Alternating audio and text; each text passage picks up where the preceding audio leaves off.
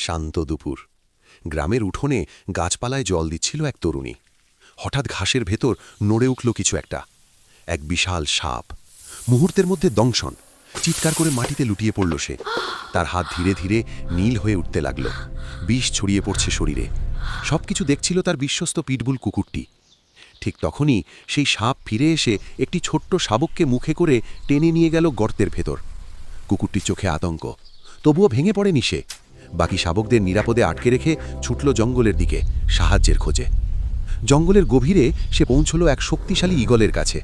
যেন সব বুঝে নিয়ে ঈগল উড়ে গেল আকাশে।